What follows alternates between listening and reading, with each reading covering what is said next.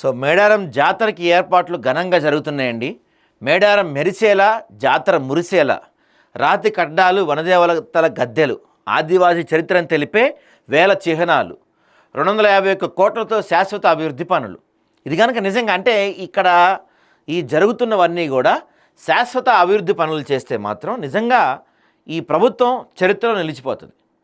ఎందుకంటే ప్రతిసారి మేడారం జాతర వచ్చిన ప్రతిసారి దానికి ఇన్ని కోట్లు రిలీజ్ చేయటం, అక్కడ అన్ని టెంపరీ షెడ్లు అవి కడతాం, మళ్ళీ తీసేయటం.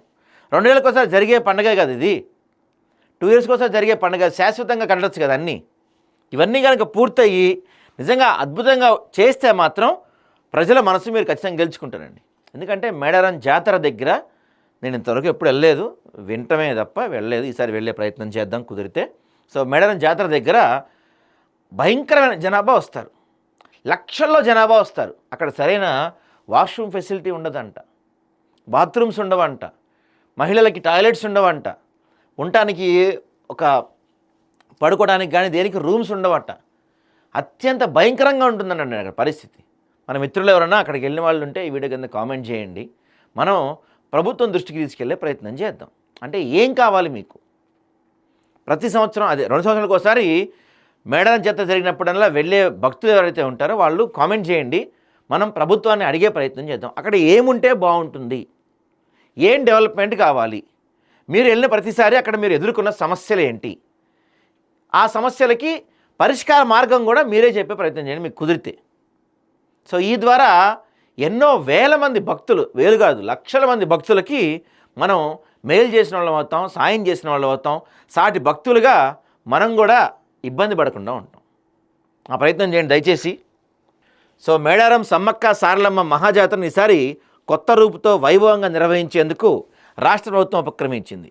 వచ్చేడాది జనవరి 28 నుంచి 31 వరకు జరిగే జాతరకు తెలంగాణతో పాటు పొరుగు రాష్ట్రాల నుంచి 1 కోటి మందికి పైగా భక్తులు తరలి వస్తారని అంచనా. ఈసారి ఎప్పుడు కల్పించే తాత్కాలిక సౌకర్యాలతో పాటు శాశ్వత నిర్మాణాలపై సర్కార్ దృష్టి పెట్టింది. ఎప్పుడు లేని విధంగా 251 కోట్లతో మేడారం అభివృద్ధి శ్రీకారం చుట్టింది.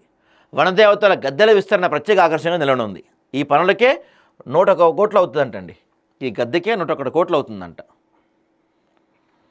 సో గద్దెల ప్రాంగణాన్ని చారిత్రక కట్టడాల మాదిరిగా పటిష్టంగా ఉండాలని రాతితో పొందని నిర్మిస్తున్నారు.